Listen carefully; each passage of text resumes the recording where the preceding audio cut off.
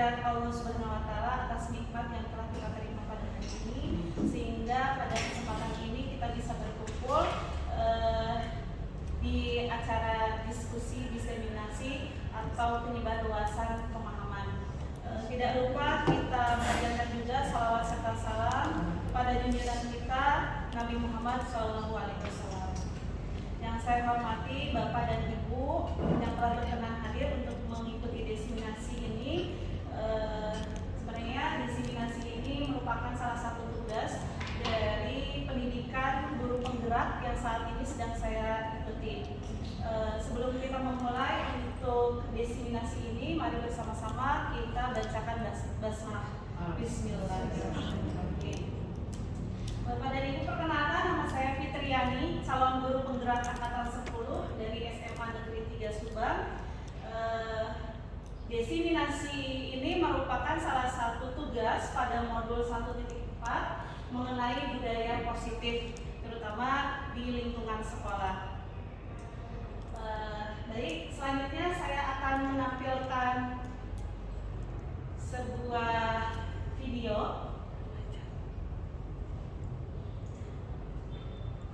Mari kita simak bersama-sama.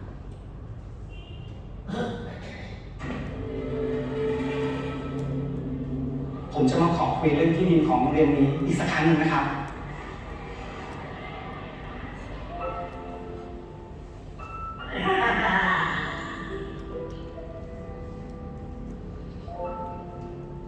คือเขาทำเป็นเงินไปไม่ได้เขาเลยขายที่แล้วเขาก็ยังมาขอซื้อตลกแวะ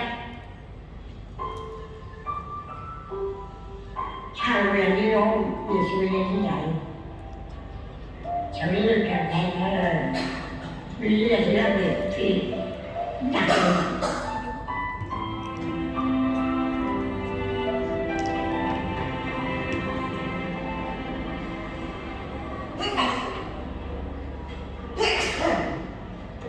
นักเรียน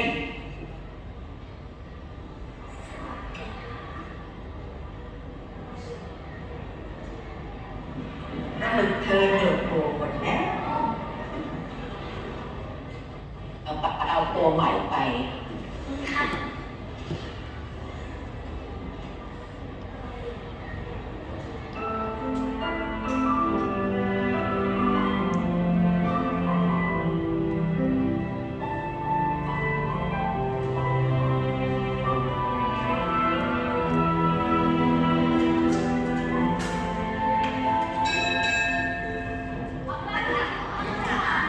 เดี๋ยวนักเรียนนะคะ ยกตัวอย่างมา1 คำ เริ่มที่ใครก่อนดี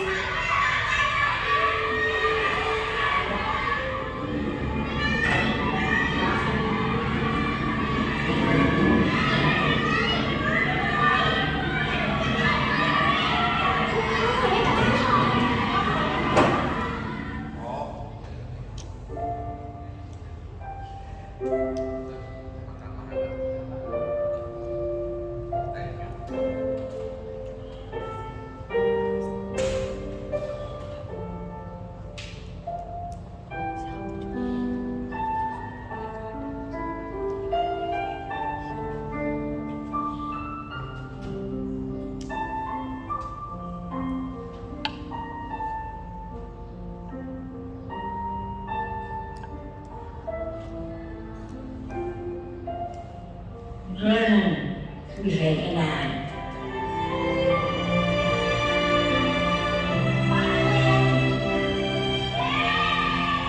แต่เลยมีชีวิตจิตใจได้รับการอบรมสั่งสอนที่ดี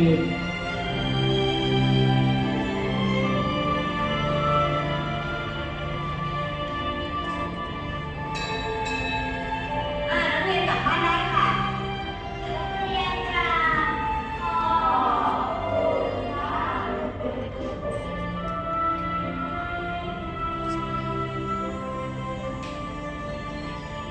พนูนสมรลำจวนเรามาเรียนกันต่อเลยนะคะ ครูที่ดีต้องรักเด็กเมตตาเด็กสั่งสอนเด็กอบรมเด็กป ไม่ใช่ว่ามันไม่เรียว ทำอะไรกันน่ะ เธอสองคนตามครูไปที่ห้อง ทำให้เลิกเรียนไม่เรียวไปสั่งสอนอะไรหรือได้ไหม ทะเลาะกันใช่ไหม วันนี้ห้ามแก้มัดนะ เรียนไม่มีกำลังใจเรียนเหรอถ้าตีไปอ่ะ ข้อนี้ใครตอบได้ยกมือขึ้น เอาคุณออกมาก็ตอบได้ มนูใครครับ ถูกต้องค่ะปรบมือให้เพื่อนหน่อยค่ะชี้ค่ะแม่ โอ๊ยตรงกลางเนี่ยต้องคุยแล้วพวกคุณจะไม่ทำงานนะครับ เขาพูดไปค่ะ จำไว้นะ เพื่อนกันต้องรักกัน คุณครับ เขาพูดไปหาเราเด็กดี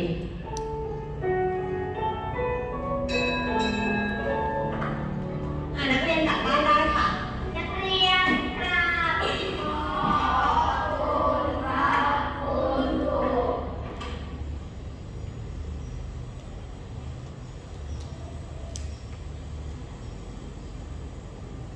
วันละ1 เม็ดนะคะแม่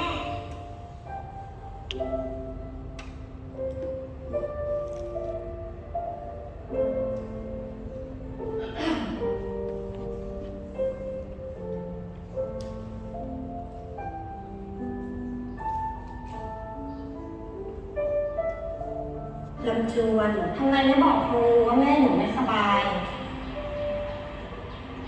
ครูจะสอนพิเศษให้เธอเอง เธอจะได้เรียนทันเพื่อนนะ ขอบคุณค่ะครู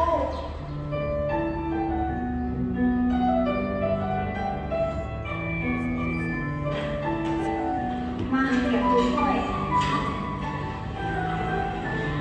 ขอโทษนะลูก สวัสดีค่ะ เรามาเริ่มเรียนกันเลยนะ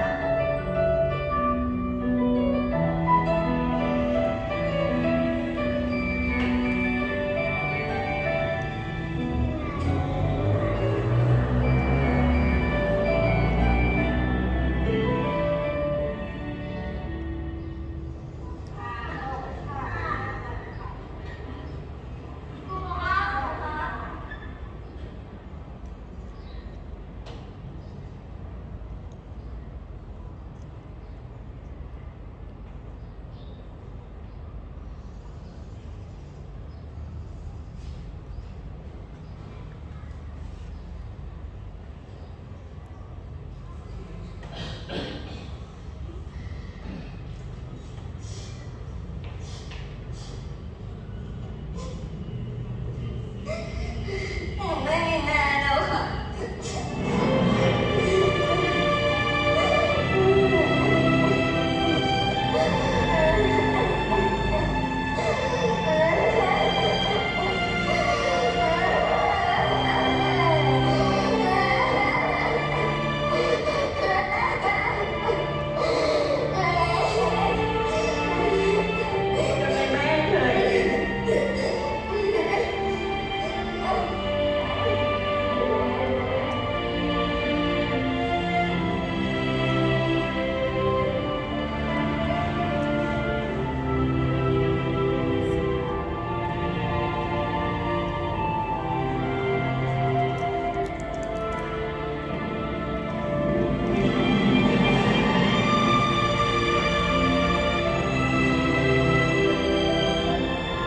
วันครูเป็นวันสำคัญสำหรับเด็ก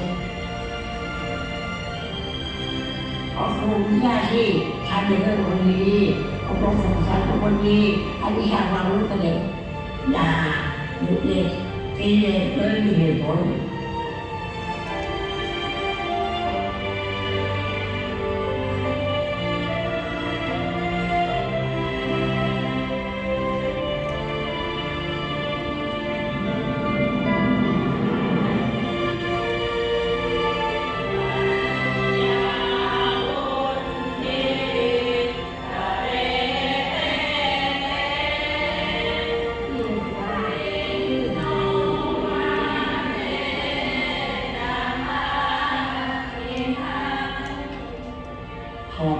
นะให้ทุกคนมีความสุขนะอย่าเจ็บอย่าไข้อายุยืนแข็งแรงอย่างครูนะ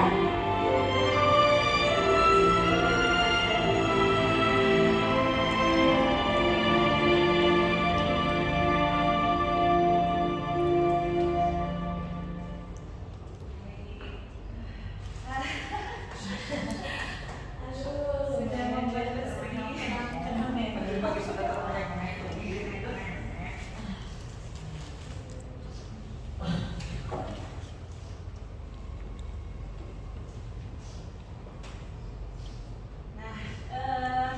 Memang sengaja saya menampilkan tadi sebuah iklan sebenarnya dari Thailand mengenai guru, bagaimana seorang guru itu memposisikan dirinya tidak hanya sebagai orang yang mentransfer ilmu pengetahuan, tetapi ada hal lain di luar itu, yaitu menumbuhkan karakter, kemudian memposisikan juga sebagai orang tua bagi anak-anak. Bapak dan Ibu, mudah-mudahan dari video yang tadi sudah saya tampilkan bisa menjadi bahan renungan posisi kita di sekolah ini sebagai apa. Ya, apakah sudah hanya sekedar mentransfer ilmu atau hanya untuk memenuhi kebutuhan bertahan hidup dengan mencari materi di sekolah ini, atau ada nilai-nilai lain. Mudah-mudahan jadi perenungan yang positif. Bapak dan Ibu, untuk materi yang akan saya bahas lebih rincinya ini ada perubahan paradigma belajar, disiplin positif, motivasi perilaku manusia, kebutuhan dasar manusia, posisi kontrol guru, keyakinan kelas, dan segitiga restitusi. Berikutnya, pembelajaran dengan paradigma baru. Ini ada perubahan. Kalau sebelumnya kita mungkin masih terpengaruh dengan stimulus respon, ternyata di zaman sekarang sudah ada perubahan. Kita harus mau berubah.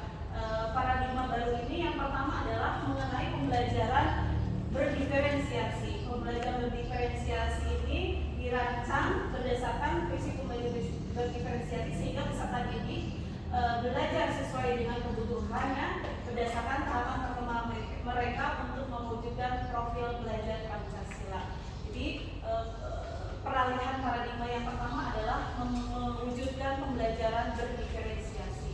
Berdiferensiasi ini sendiri merupakan salah satu pendekatan pembelajaran yang menyesuaikan pengajaran dan pembelajaran untuk memenuhi kebutuhan, minat, dan kemampuan yang beragam dari setiap siswa. Dalam pendidikan berdiferensiasi, guru memodifikasi konten, proses, produk, dan lingkungan kerja untuk memastikan bahwa semua siswa dapat mengakses dan terlibat dalam pembelajaran dengan cara yang paling efektif bagi mereka. Jadi kita yang menyesuaikan. Ini kalau kita ingat pada filosofi pendidikan menurut Ki Hajar Dewantara, bahwa pendidikan itu menghamba pada murid.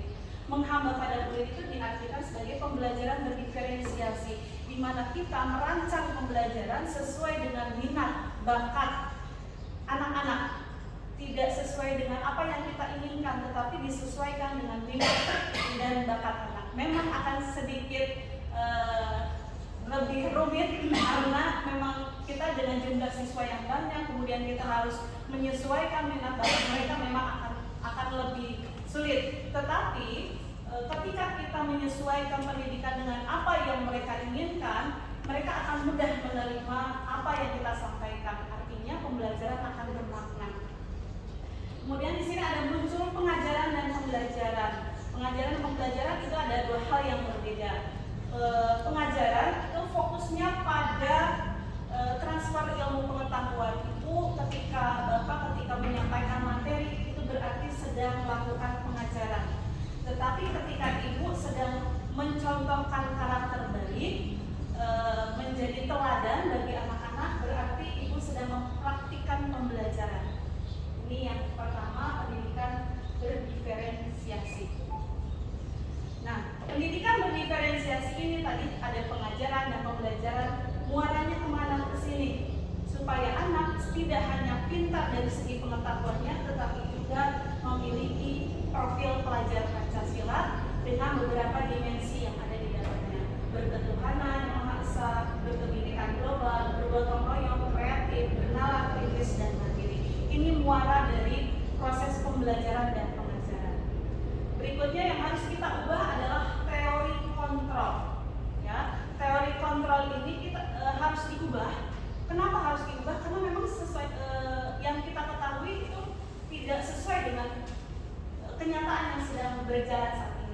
kita akan memainkan sebuah permainan. Nama permainannya adalah cobalah buka. Permainan ini akan membuktikan bahwa teori kontra ini yang terjadi di kita ada miskonsepsi atau salah pemahaman.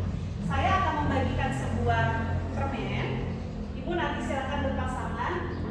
Satu orang memegang permen ini dan yang lainnya harus bisa merebut permen ini. Nanti permennya digenggam erat. Bayangkan ini adalah sesuatu yang paling berharga yang Bapak Ibu miliki. Kemudian nanti teman satu kelompoknya silakan merebut. Bayangkan kalau Bapak dan Ibu yang merebut ini juga menginginkan hal ini. Ya, saya akan bagikan ke Madam dulu satu, Bapak satu, ini satu, ini satu. Silakan boleh dengan yang di belakang. Kita akan mulai ya. Kita akan mulai. 1, 2, 3. Silakan boleh dengan berbagai cara.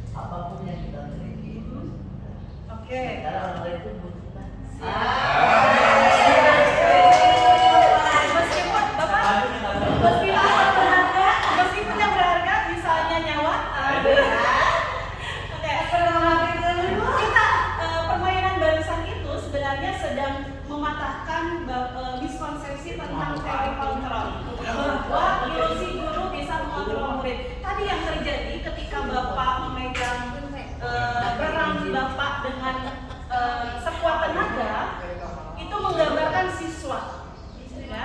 Kemudian yang merebut itu menggambarkan guru. Kalau anaknya nggak mau ngasih, nggak akan bisa dibuka. Ya, artinya guru tidak bisa memaksa. Bagaimanapun caranya, guru tidak bisa memaksa apa yang menjadi kehendak dari siswa. Itu yang pertama. Biasanya kan yang kita pahami, anak-anak mah mengikuti aja, ya. Pasti yang dikatakan oleh guru pasti akan diikuti. Begitu ya pemahaman kita. Tapi ternyata tidak demikian, ya. Kalau diri kitanya nggak mau ngasih, tidak mau memberikan, itu tidak akan terjadi apapun. Begitupun guru ketika memerintahkan muridnya nggak mau, ya nggak akan dilakukan. Begitu. Yang kedua, ilusi bahwa semua penguatan positif, efektif, dan bermanfaat. Ibu bapak pernah di kelas memberikan reward. Nah, ternyata ketika nanti kita gali kenapa sih bisa tidak efektif, nanti karena ada sisi negatifnya. Nah, ini juga ternyata ya sesuatu yang kita berikan yang kita sangka akan jadi penguatan, ternyata ada sisi negatifnya. Kemudian yang ketiga, ilusi bahwa kritik dan membuat orang merasa bersalah dapat menguatkan karakter. Kritikan yang sering kritik anak-anak ya, harapannya bahwa anak-anak mau berubah. Tapi kalau anak-anaknya tadi balik lagi, kalau anak-anaknya nggak mau, nggak akan terjadi.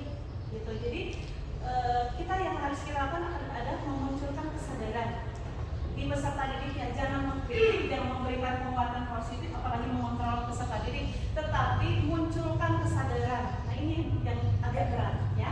Kemudian yang terakhir, ilusi bahwa orang dewasa memiliki hak untuk memaksa. Nah, kita merasa adalah orang yang paling tua, paling senior di dalam kelas, kadang-kadang kita bisa menyuruh ke anak-anak. Padahal konsepnya tidak seperti itu.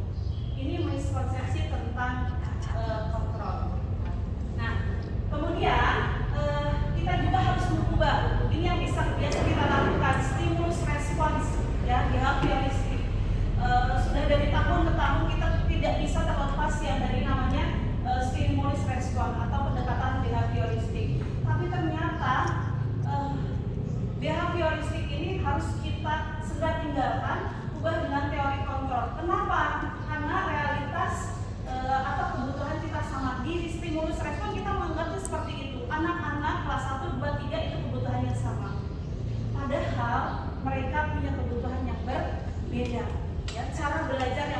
berbeda juga. Ada yang suka mendengarkan, ada yang suka bergerak, ada yang suka menggambar, beda-beda. Jadi kalau anak misalnya tidak suka di matematika, jangan jadi masalah. Pasti anak punya sisi minat di pelajaran yang lain. Yang kedua, semua orang lihat hal yang sama kalau dari stimulus respon. Kalau di teori kontrol, setiap orang memiliki gambaran yang berbeda.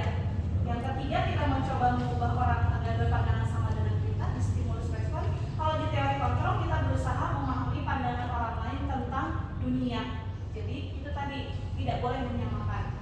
Perilaku buruk dilihat sebagai suatu kesalahan. Kalau di teori kontrol, semua perilaku memiliki tujuan. Ya, mau baik, mau tidak baik, itu pasti ada yang melatar belakangi. Maka kita sebagai guru harus tahu latar belakangnya. Selanjutnya, orang lain bisa mengontrol saya kalau di stimulus respon. Kalau di teori kontrol, hanya Anda yang bisa mengontrol diri Anda. Tadi dibuktikan ketika Bapak Ibu memegang barang yang dianggap paling berharga dan tidak mau melepaskan. Itu artinya apa? Diri sendiri kitalah yang bisa mengontrol kita. Ya, kita tidak bisa dikontrol oleh orang lain. Saya bisa mengontrol orang lain, Anda tidak bisa mengontrol orang lain. Kemudian pemaksaan ada pada saat rujukan gagal. Kemudian kolaborasi dan konsensus menciptakan pilihan-pilihan baru. Selanjutnya, model berpikir menang kalah kalau di stimulus respon. Kalau di teori kontrol, model berpikirnya win-win solution atau menang-menang. Ya. Nah, kita ubah dari yang awalnya stimulus respon, kita ubah paradigmanya ke teori kontrol. Ya, bahwa kita sebagai guru tidak bisa mengontrol anak-anak, tetapi kita bisa mengajak bicara mereka untuk menentukan solusinya. Jadi anak yang nanti diajak berpikir untuk menentukan solusi. Berikutnya, disiplin positif. Ya. Apa itu disiplin? Boleh Ibu di LK-nya menuliskan 2 atau 3 kata saja yang menggambarkan disiplin. Boleh 2-3 kata yang menggambarkan disiplin. Menurut Ibu dan Bapak, disiplin itu apa sih? Boleh digambarkan.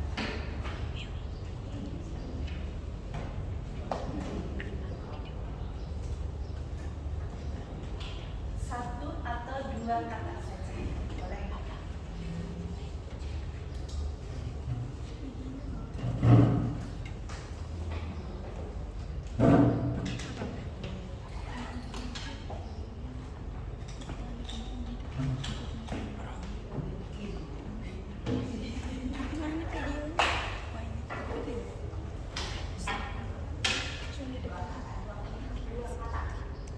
Boleh 2 kata. Yang lagi isi.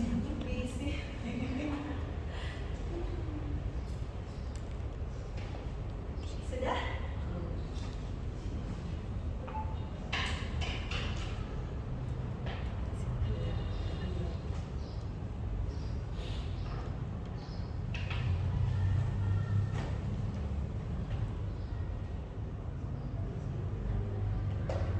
Ada yang mau bisa? Ada yang mau membacakan?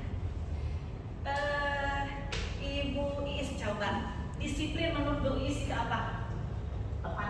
Tepat waktu. Boleh. Menang, ya, taat aturan. Bapak? Taat peraturan. Sama. Madam? Tanggung jawab. Ya. Wah, kalau mendengar disiplin, rasanya selalu agak-agak yang negatif-negatif ya. Pendisiplinan, tata tertib, biasanya peraturan, ya disiplin itu. Kemudian patuh, teratur biasanya, konsekuensi bahkan hukuman. Ya, jadi sebenarnya disiplin ini bukan berbicara mengenai hukuman, bukan tidak berbicara mengenai konsekuensi. Nah, hukuman dan konsekuensi ini kalaupun harus dilakukan, ini adalah aturan terakhir dari Bapak Ibu. Jadi jangan menjadikan hukuman atau konsekuensi ini sebagai hal yang biasa dilakukan. Nah, disiplin ini ada menurut Ki Hajar Dewantara, di mana ada kemerdekaan, disitulah harus ada disiplin yang kuat. Sesungguhnya disiplin itu bersifat self disiplin, yaitu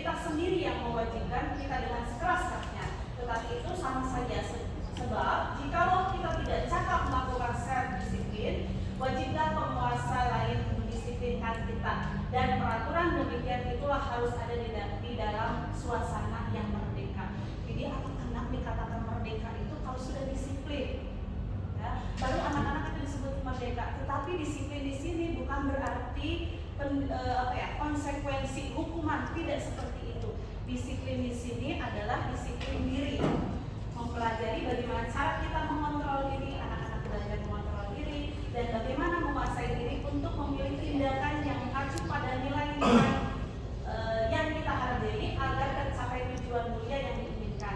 Seseorang yang memiliki disiplin diri berarti mereka bisa bertanggung jawab terhadap apa yang dilakukannya karena mereka mendasarkan tindakan mereka pada nilai-nilai kebajikan. Jadi anak yang disiplin, anak yang merdeka itu adalah anak yang sudah disiplin. Anak disiplin itu yang bagaimana? Mereka yang bisa mengontrol diri mereka, ya, mengontrol diri mereka sehingga bisa mendasar di dalam diri mereka itu tumbuh nilai-nilai kebajikan dan universal.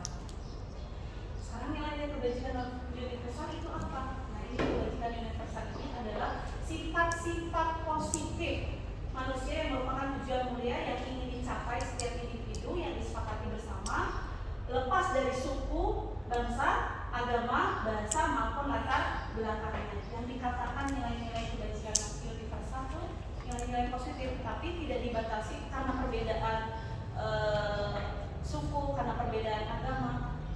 Nilai-nilai positif ini bisa diterapkan di suku manapun, di latar agama apapun, di negara manapun. Ini disebut dengan nilai-nilai kebajikan universal. Banyak sekali jenisnya. Yang paling sudah sangat familiar dengan kita adalah nilai-nilai kebajikan dalam profil pelajar Pancasila yang ada 6 dimensi. Ini contoh nilai kebajikan. Kemudian ada menurut IBO, Primary Years Program, ada sikap murid itu toleransi, itu nilai-nilai kebajikan, rasa hormat, integritas, mandiri, menghargai, antusias dan lain-lain. Berikutnya ada lagi dari 9 pilar karakter. Ada cinta Tuhan dan segenap ciptaannya sampai ke kedamaian dan kesatuan. Berikutnya ada petunjuk seumur hidup dan keterampilan hidup. Ini juga nilai-nilai kebajikan. Selanjutnya December Essential Virtue. Ini juga merupakan nilai-nilai kebajikan. Ini anak-anak kalau sudah punya nilai-nilai kebajikan ini artinya mereka sudah disiplin. Ya, bukan berarti disiplin itu, saya kembali lagi, bukan berarti disiplin itu hukuman atau konsekuensi, tetapi ketika anak sudah memiliki sifat-sifat ini, nilai-nilai kebajikan ini berarti mereka sudah disiplin. Kalau sudah disiplin artinya mereka sudah merdeka. Kalau kita lihat anak-anak belum disiplin berarti mereka belum merdeka. Ya, itu tugas kita memerdekakan anak. Kemudian motivasi perilaku manusia. Yang pertama ada untuk menghindari ketidaknyamanan atau hukuman. Yang kedua untuk mendapatkan imbalan atau penghargaan dari orang lain. Yang ketiga untuk menjadi orang yang mereka inginkan dan menghargai diri sendiri dengan nilai-nilai yang mereka percaya. Ini 3 motivasi perilaku manusia menurut Diana Dosen. Jadi ketika siswa anak-anak kita berperilaku, mungkin alasannya karena 3 ini, ya, salah satu dari 3 ini. Ada muncul hukuman dan penghargaan. Hukuman ini diberikan jika tidak berperforma baik alias berbuat kesalahan dengan harapan kesalahan ini diperbaiki di masa mendatang. Biasanya kita seperti itu. Yang kedua, penghargaan diberikan agar performa meningkat. Itu mindset kita seperti itu. Hukuman itu untuk kesalahan supaya terjadi perubahan atau perbaikan. Kalau penghargaan karena performanya bagus dan diharapkan bisa semakin meningkat. Itu yang kita pahami tentang hukuman dan penghargaan. Nah, ini ternyata ketika kita memberikan penghargaan, kalau hukuman jelas ya, ketika memberikan hukuman kita sedang membuat anak tidak nyaman. Tapi ternyata ketika kita memberikan penghargaan, sebenarnya kita juga sedang menghukum. Maka kita tidak boleh memberikan penghargaan sebenarnya. Kenapa? Karena apapun yang dilakukan oleh siswa jika didasari motivasi dari dalam dirinya, maka hukuman dan penghargaan ini tidak perlu dilakukan. Bagaimana bentuknya penghargaan yang menghukum? Satu, penghargaan dia akan dikatakan penghargaan ini menghukum karena penghargaan sifatnya jangka pendek,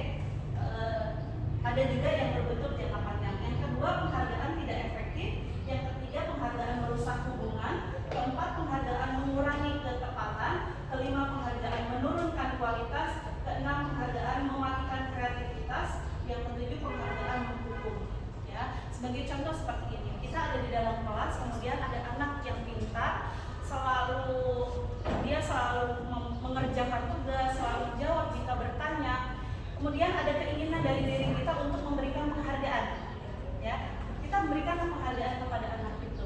Tanpa kita sadari, kita menghukum anak-anak yang lain yang tidak bisa seperti dia. Itu merupakan penghargaan yang menghukum. Iya, bagi anak yang pintar itu sebuah penghargaan. Tetapi bagi anak-anak yang lain itu sebuah hukuman. Karena nanti dia akan merasa bahwa saya tidak mampu. Ya, dia akan merusak hubungan nantinya. Saya tidak mampu seperti teman saya yang pintar itu. Dia merasa dihukum karena penghargaan yang diberikan kepada temannya. Nah, ini kemudian ada hukuman, ada konsekuensi, ada restitusi. Dari tiga istilah ini yang Bapak Ibu kenal yang mana nih? Hukuman. Kalau hukuman yang bagaimana? Hukuman ini seperti apa sih? Mengikat, memaksa, apa lagi? Satu arah. Lagi. Menyakitkan tidak sih kalau dihukum? Menyakitkan. Biasanya menyakitkan. Kalau menerima hukuman itu menyakitkan. Kalau konsekuensi, akibatnya, akibat langsung, apa lagi?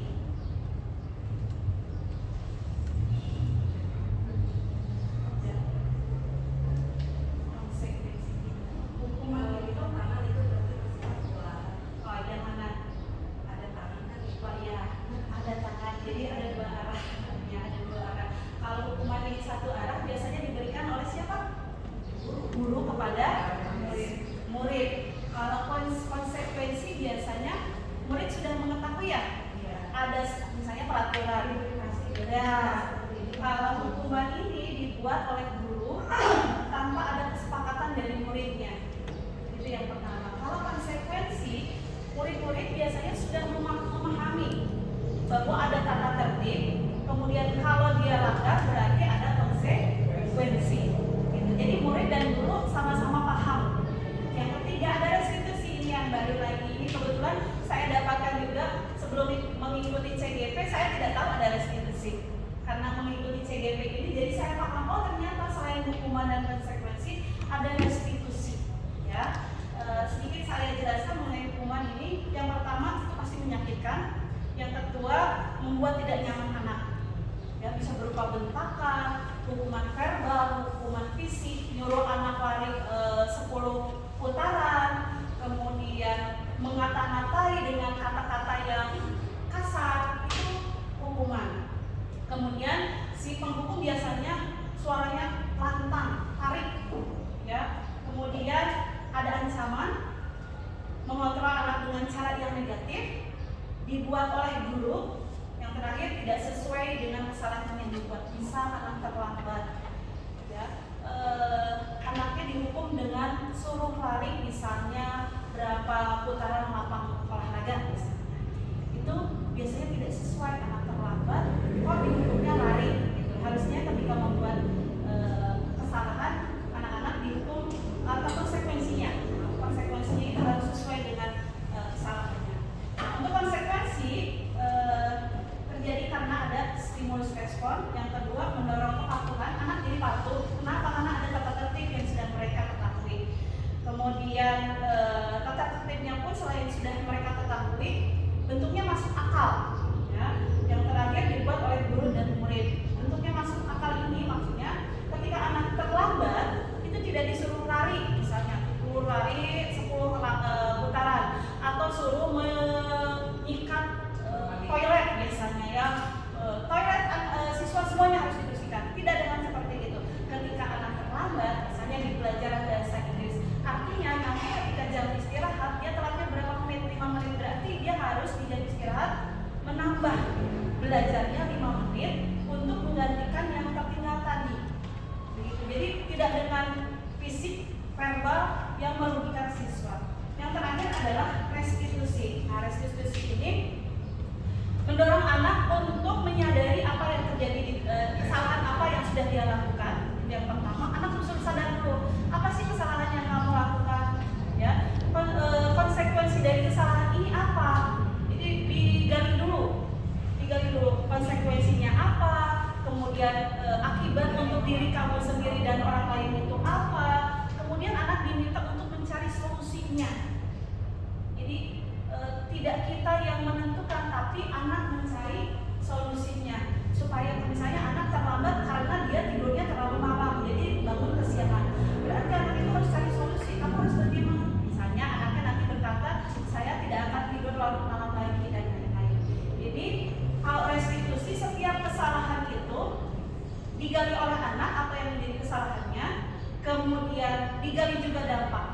tidak hanya bagi dirinya tapi bagi orang lain. Kemudian dicari solusinya oleh anak. Kita hanya sebagai fasilitator saja atau pendamping saja. Coba ini ada di LK, ada di hukuman atau konsekuensi. Ibu dan bapak tinggal kasih checklist saja.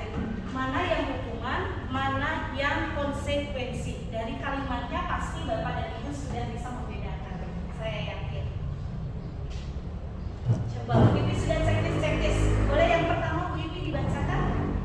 Mencatat 100 kali dalam buku kalimat, saya tidak akan terlambat lagi karena terlambat ke sekolah. Itu Konsekuensi atau hukuman? Coba. Harus sesuai. saya Tidak merugikan. Konsekuensi itu tidak boleh merugikan, tidak boleh anak merasa jadi tidak nyaman. Kemudian harus sesuai. Mungkin ada yang lain? Hukuman? Kenapa benar hukuman? karena ini perasaan tidak nyaman menulis 100 kali di dalam buku kalimat saya tidak akan terlambat lagi kan bukan Betul. Ternyata menyuruh anak untuk menyalin ya ibu bapak yang tidak sesuai dengan apa yang materinya misalnya ya, itu adalah sebuah hukuman. Coba yang kedua, barangkali ada yang sudah? Ibu Neng sudahkah? Coba.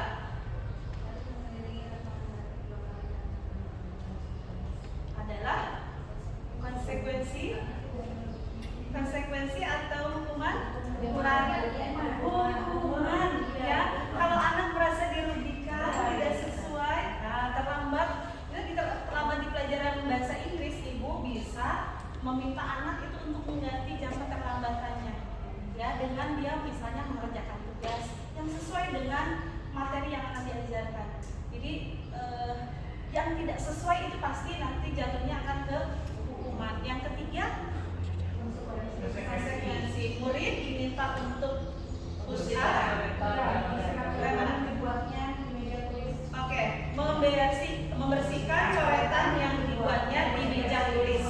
Itu adalah konsekuensi karena dia yang sudah melakukan, jadi dia harus memperbaiki. Ibu bapak sudah paham ya bedanya hukuman dan konsekuensi. Berikutnya kebutuhan dasar manusia dan dunia berkualitas. Ini 5 kebutuhan dasar manusia. Yang pertama adalah bertahan hidup, yang kedua adalah kekuasaan, ketiga kebebasan, keempat kesenangan, dan yang kelima kasih sayang dan rasa ingin diterima. Ini kebutuhan dasar manusia.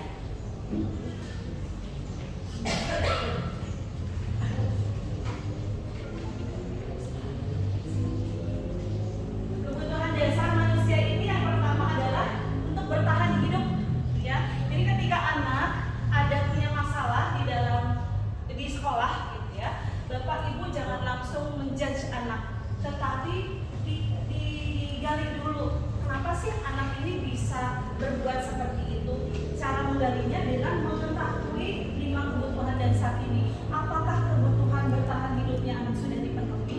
Jadi setiap perilaku itu pasti mencerminkan kebutuhan dasar yang sudah dipenuhi atau belum dipenuhi. Misalnya bertahan hidup ini contohnya ada makan, kemudian minum, kemudian apa ya, yang berhubungan kesehatan, itu kebutuhan bertahan hidup. Yang kedua kekuasaan. Kekuasaan ini dia bisa apa ya, bisa mendapatkan sesuatu gitu. Kemudian ada kebebasan, menyukai tadi dikaitkan dengan pelajaran ketika anak tidak suka matematika, kemudian ada alternatif lain supaya mereka juga bisa mengikuti pelajaran matematika. Kesenangan, mereka bahagia, happy, itu di kesenangan. Kemudian kasih sayang dan rasa diterima di lingkungan sekolah misalnya atau di lingkungan keluarganya. Posisi kontrol restitusi. Kita angkat dulu. Posisi kontrol.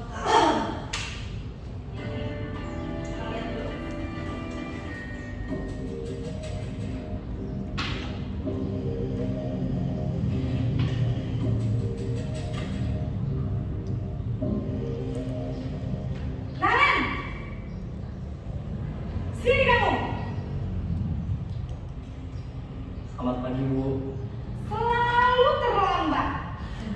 Kamu deh, pasti terlambat. Maaf Bu, saya Apa? Apa coba? Alasan kamu apa lagi? Kapan sih kamu tidak terlambat? Malas sekali ya kamu jadi anak. saya Dasar pemalas. Gak kapok-kapok sih kamu. Sudah berapa kali terlambat? Sana, kamu keliling lapangan basket 2 kali. kenapa saya harus pilih lapangan basket Bu? Kenapa? Kamu melawan ibu? Berani-beraninya jawab. Sudah terlambat, masih berani jawab pula. Sekarang, keliling lapangan basket 5 kali sekalian. Biar kapok. Cepat. Pergi sana ke lapangan basket.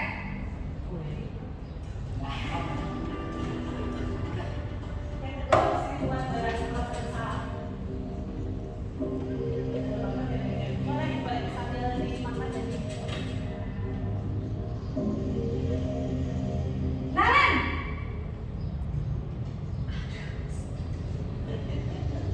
Selamat pagi Bu. Naren. Kamu kenapa terlambat lagi, nak? Ya Tuhan, Naren. Kamu senang ya bikin ibu susah ya? Kalau kamu terlambat lagi, nanti ibu yang ditegur bapak kepala sekolah, nak. Disangka ibu tidak bisa membina kamu. Duh, gimana ini? Maaf Bu, Duh, Gusti Naren.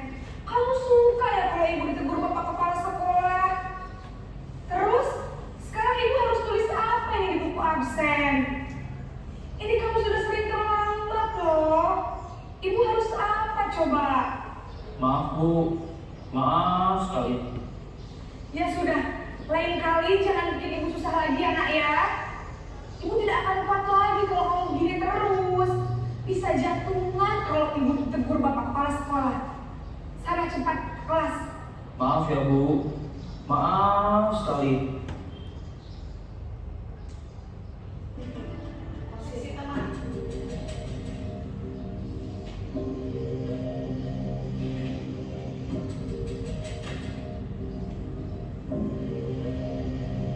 Naren!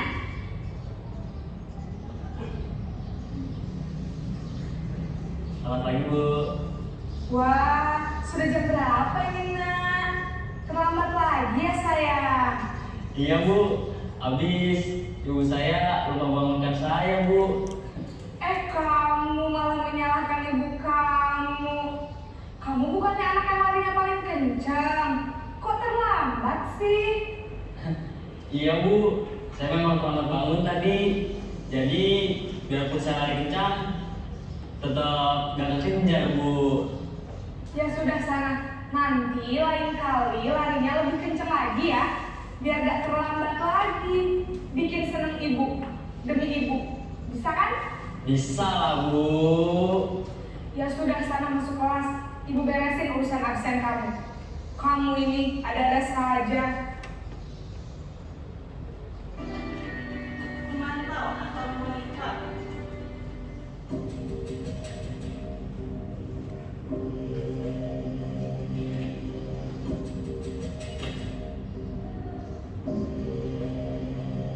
Naren!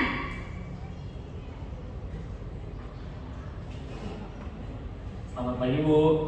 Naren, apa peraturan sekolah kita tentang jam berapa kita harus masuk sekolah, nak? Kita harus di sekolah jam 7 Bu. Iya betul, sekarang sudah jam 7.20. Naren sudah tahu konsekuensinya jika terlambat hadir. Paham Bu, saya harus tinggal kelas pas jam istirahat selama 20 menit. Iya benar, konsekuensinya demikian. Jadi nanti jam 9.30 pas istirahat, kamu harus tinggal di kelas, kerjakan tugas tambahan untuk ketertinggalan kamu, ya? Baik Bu.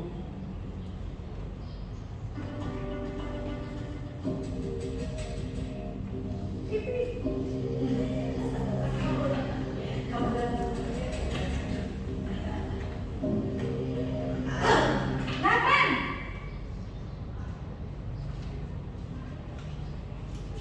Selamat pagi Bu. Selamat pagi Naren. Maaf Bu, saya terlambat. Iya, sekolah masuknya jam 7, sekarang sudah jam 7.20. Jadi sekarang bagaimana ini Naren? Maaf Bu, saya lupa setel alarm saya semalam. Baiklah, menurut kamu, keyakinan sekolah yang mana yang perlu kamu tingkatkan? Menghargai diri sendiri dan orang lain mungkin ya Bu. Setuju. Jadi, apakah Naren meyakini prinsip saling menghormati tersebut? Iya Bu, saya meyakininya. Apakah Naren bersedia memperbaiki masalah keterlambatan ini? Bersedia Bu. Bagaimana kamu akan memperbaiki masalah keterlambatan ini? Saya akan coba untuk tidak lupa menyetel alarm saya Bu. Baik, kalau Naren lupa menyetel alarm di rumah, ada orang yang kira-kira bisa bantu mengingatkan tidak? Ada Bu, kakak saya, Kak Emma. Ada lagi selain Kak Emma? Selain Kak Emma, ada ibu saya. Baik, jadi yang mengingatkan Naren adalah Kak Emma dan ibu kamu ya? Kira-kira akan mulai setel alarm kapan Naren? Setelah pulang sekolah, akan segera saya lakukan.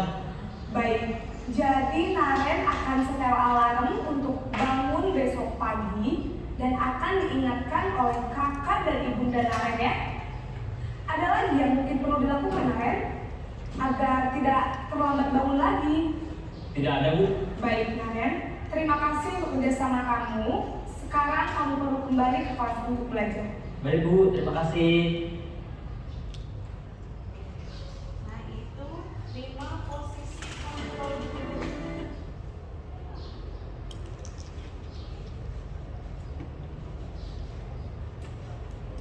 Nah, ada sebagai penghukum, sebagai pembuat rasa bersalah, sebagai teman, sebagai pemantau, dan sebagai manajer.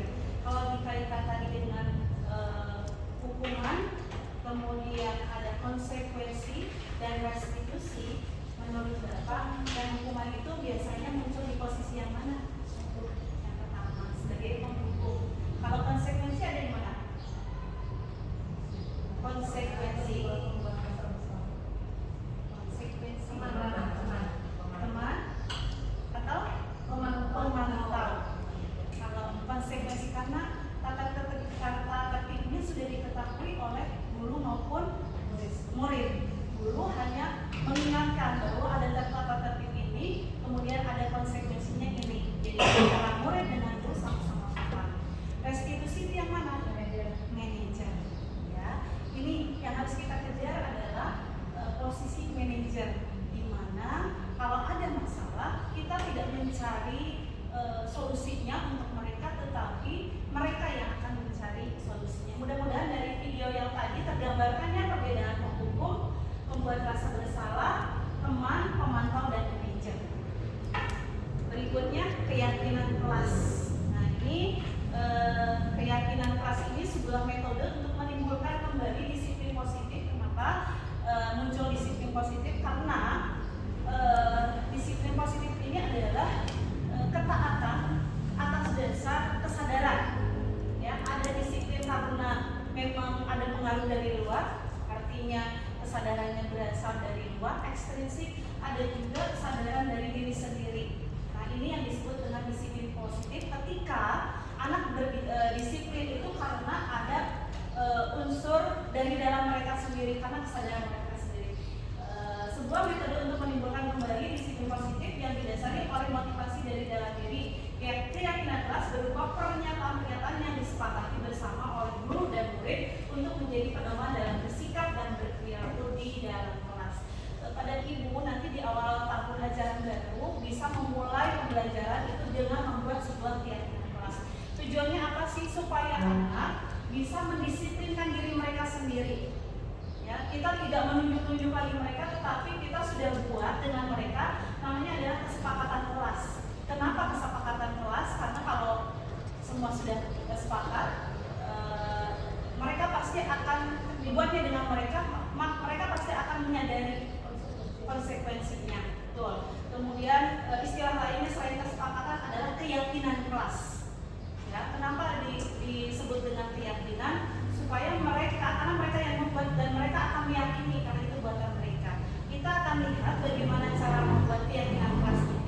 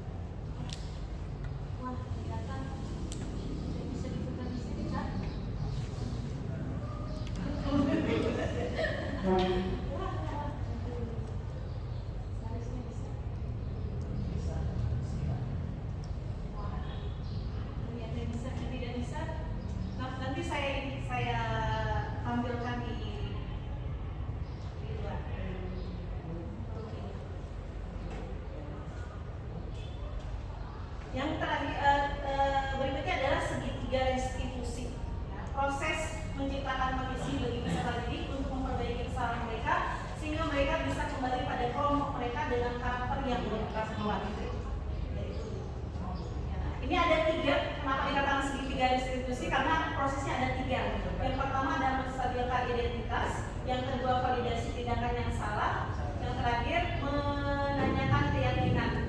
Itu 3 bagian dari keyakinan kelas. Apakah bisa diputar di sini? Ibu ada apa ya Pak? Ya Eva, tadi Ibu ngobrol dengan guru biologi. Beliau mengatakan bahwa kemarin ketika beliau mengajar di kelas, Eva tampak tidak fokus dan malah kedapatan FIG di kelas. Tapi sebelum kita ngobrol lebih jauh, Ibu ingin memastikan dulu kita di sini saling menghormati dan saling mendukung satu sama lain. Ibu ingin memastikan kalau Eva merasa didengar dan dipahami sebelum kita membahas apa yang telah terjadi. Ibu tahu Eva adalah anak yang cerdas dan biasanya berpartisipasi aktif dalam kelas, ya. Bisa Eva ceritakan apa yang terjadi kemarin? Elva minta maaf Bu. Elva kemarin melakukan Instagram saat pembelajaran karena aku merasa bosan dan ingin senang-senang dengan teman-teman. Baik Eva, kita semua tahu tidak ada manusia yang sempurna. Namun ketika terjadi kesalahan tidak boleh membiarkan begitu saja. Kita harus berusaha untuk memperbaiki. Ibu mengerti Elva merasa bosan, tapi penting bagi kita untuk mengetahui alasan dibalik tindakan tersebut. Bisa Elva jelaskan lebih lanjut bagaimana perasaan Elva saat itu dan mengapa Elva memutuskan untuk live Instagram? Elva merasa kehadirannya membosankan dan tidak terlalu penting. Elva pikir dengan live Instagram, Elva bisa membuat suasana lebih menyenangkan. Ibu tahu kalau Elva sedang mencari cara untuk menghindari kebosanan yang Elva rasakan. Tapi melakukan live IG saat pelajaran bisa mengganggu proses belajar. Itu yang pertama. Yang kedua, bisa jadi live IG saat pembelajaran itu tidak menghormati guru dan teman-teman yang sedang belajar. Bagaimana menurut Elva hal ini? Iya Bu, Elva sekarang sadar bahwa itu tidak sopan dan menunggu yang lain. Ibu senang Elva menyadari dampaknya. Salah satu kesepakatan keras yang kita pegang di sekolah ini adalah saling menghormati. Menghormati guru dan teman-teman saat pelajaran adalah bagian penting dari proses belajar. Apa yang menurutmu bisa kamu lakukan untuk memperbaiki situasi ini dan memastikan bahwa hal ini tidak akan terulang lagi di masa depan? Elva bisa meminta maaf kepada guru dan teman-teman Elva. Elva juga bisa berjanji untuk lebih fokus dan tidak mengulangi hal ini lagi. Itu adalah langkah awal yang baik. Selain meminta maaf, bagaimana kalau kita mencari cara agar pelajaran menjadi lebih menarik bagi Elva? Apakah ada cara atau ide yang kamu pikirkan yang bisa membantu membuat pelajaran lebih menarik dan interaktif? Mungkin bisa ada lebih banyak diskusi kelompok atau kegiatan yang melibatkan kami secara langsung. Itu saran yang bagus. Ibu akan berbicara dengan guru biologimu tentang bagaimana kita bisa menjalankan ide-ide tersebut. Dan mengenai tindakanmu, bagaimana kalau kamu membantu menyusun presentasi tentang pentingnya etika di media sosial untuk dibagikan dengan teman-teman sekolah semua. Ini bisa jadi cara baik untuk menunjukkan komitmen. Elva setuju Bu, Elva akan melakukannya. Terima kasih atas kesediaan Elva untuk memperbaiki situasi ini. Ibu yakin Elva bisa belajar dari pengalaman ini dan tumbuh menjadi lebih baik. Mari kita bekerja sama untuk membuat lingkungan belajar kita lebih baik. Nah, sekarang bagaimana perasaan Elva setelah kita menemukan solusi atas permasalahan ini? Elva termotivasi untuk menjadi lebih baik Bu. Kita semua pernah membuat kesalahan. Yang penting adalah bagaimana cara kita belajar dan tumbuh dari kesalahan tersebut. Jika Elva membutuhkan dukungan atau bantuan dari Ibu, pintu Ibu selalu terbuka untuk Elva. Terima kasih Elva. Ibu percaya Elva pasti bisa melakukan ini dengan baik. Baik Ibu, Elva akan berusaha menjadi lebih baik. Bagus sekali Elva. Ibu yakin Elva pasti bisa menjadi lebih baik. Terima kasih ya Elva. Ya, itu salah satu contoh penggunaan segitiga restitusi dalam menyelesaikan permasalahan yang terjadi pada anak. Jadi anak tidak langsung kita marahi, kita ingatkan tentang tata tertib yang telah dilanggar, tetapi kita menggali anak supaya menyadari apa yang dilakukan oleh dia, apa yang jadi kesalahan. kita menjalankan restitusi kemudian bahasanya pun akan terasa kaku, tapi nanti kita bisa akalin untuk penggunaan bahasa supaya lebih santai dalam menerapkan segitiga restitusi ini. Nah, ketika kita menerapkan segitiga restitusi, dampaknya ke anak itu akan lebih bermakna daripada kita marah-marah ke anak, nunjuk-nunjuk anak pakai kata-kata dengan nada yang tinggi, gitu. Mengingatkan tentang peraturan yang sudah dilanggar, itu akan berdampak, tetapi dampaknya biasanya jangka pendek. Kalau ibu bapak ingin mendapatkan jangka yang lebih panjang, bahkan bisa diterapkan selama hidup anak, coba dengan menggunakan segitiga restitusi. Kenapa? Karena anak menyadari apa kesalahannya, kemudian solusinya seperti apa. Ada yang ditanyakan? Ibu ada apa ya pertanyaan? Ya, Karena sudah selesai. Ada pertanyaan dulu? Mungkin? Mudah-mudahan cukup. Mudah-mudahan masih banyak keresahan, masih banyak tanda tanya yang lain supaya diskusi-diskusi yang lain bisa kita buka lagi, begitu ya. Terima kasih atas waktunya.